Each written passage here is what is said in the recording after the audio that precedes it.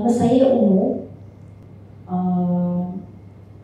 Saya adalah anak kepada Ustaz Asy'ari Muhammad dan ibu saya Hafizah Am. Isu saya ialah saya dipaksa kahwin dengan seorang lelaki bernama dia sebagai ahli lembaga pengarah JISB sewaktu meninggalnya arwah ayah saya. Dia ada hantar WhatsApp tu dia kata arahan kahwin ni dari Rasulullah dan Aulia, sedangkan ayah saya meninggal 2010. Kejadian paksaan dikahwinkan ni pada 2015.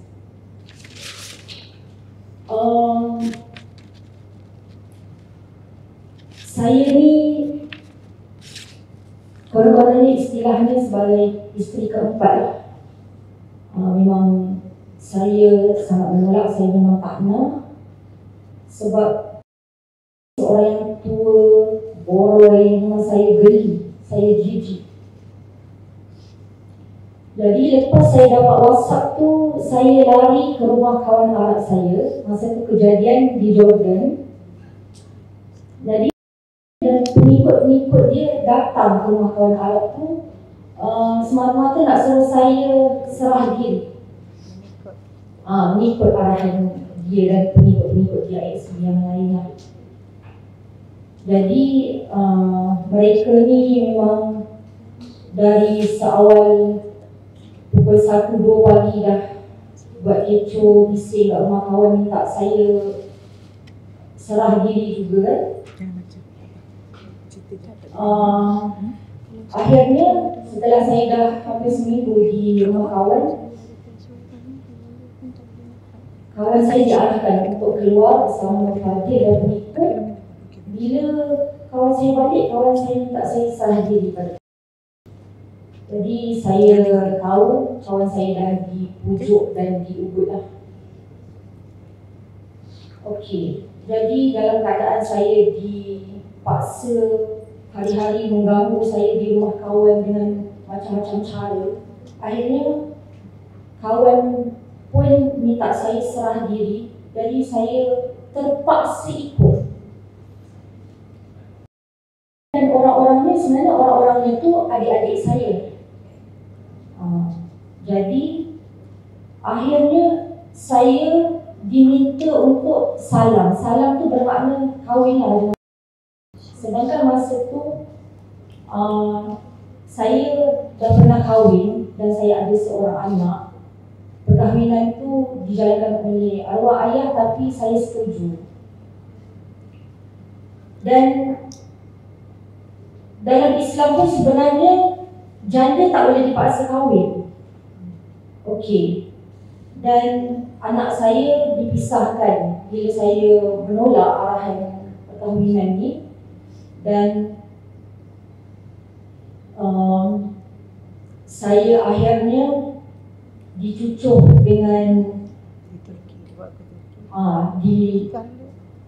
saya akhirnya setelah nikah tu dibawa ke Turki sebab dan pengikut dia tahu kan saya ni duduk di Jordan, saya ada kawan, saya boleh lari sana sini minta tolong. Jadi saya dibawa ke Turki.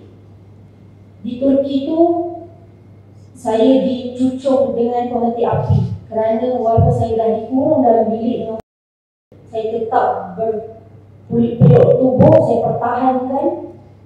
Jadi pertahankan maksudnya saya tak mahulah.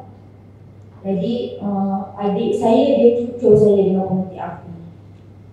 Adik tu namanya dan saya direndam dalam kolam di tepian Turki tu setelah dah macam-macam cara kepada saya supaya berjaya misi dia, tetap tak berjaya. Saya direndam dalam kolam Waktu dalam kolam tu, adik saya nama dia kata dengan saya, Allah rendam Iblis tu 40 tahun. Lepas tu adik saya yang nama dia kata, lepas dikeluarkan dari kolam ni, Kak Atia nak tak tunjuk badan dan kepada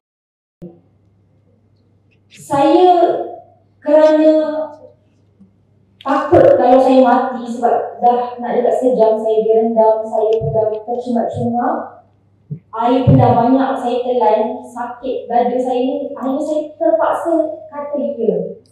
Jadi bila saya kata ya, jadi adik-adik saya dan pengikut-pengikut yang lain yang menyaksikan waktu masa di Turki ni pun keluarkanlah saya dari kolam.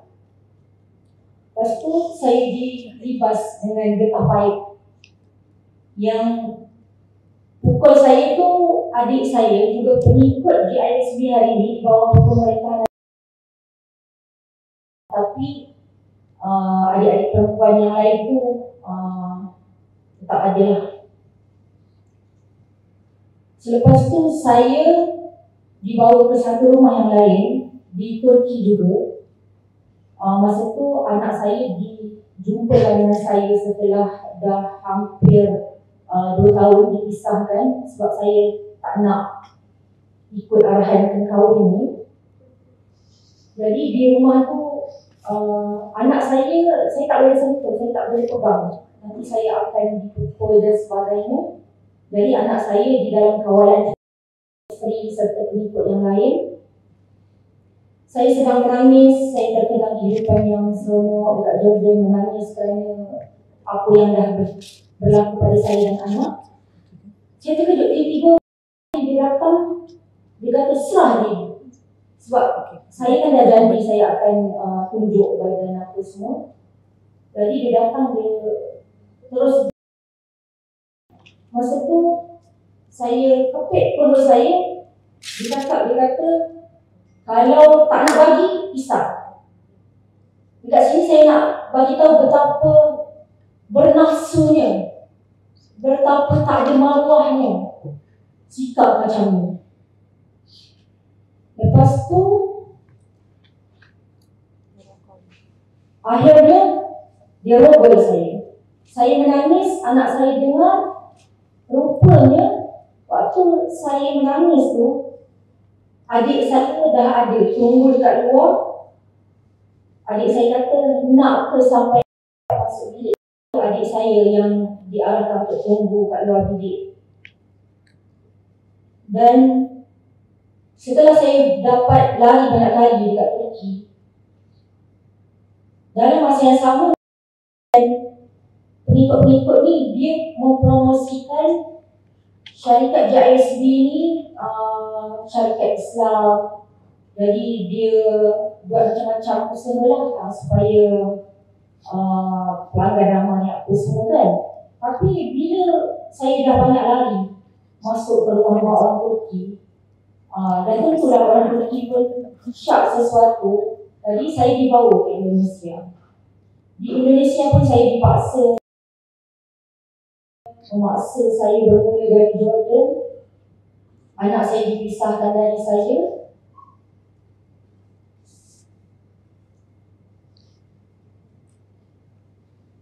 Saya, seperti yang saya sebutkan tadi, saya ni sebagai isteri keempat. Bila saya tak nak dengan perkahwinan dan orang-orang JSB kata saya gila. Sedangkan memang saya sendiri saya tak nak. Bukan test saya seorang lelaki yang tua, lelaki yang boroi. Lepas tu kalau ikutlah kan, saya ni adik-beradik saya 8 orang. Ibu saya 8 orang. Adik-adik saya semua ada yang kahwin hari ni, ada yang kahwin dengan pun juga pemimpin atasan JISB. Itu persetujuan mereka. Jadi saya sendiri memang saya menolak.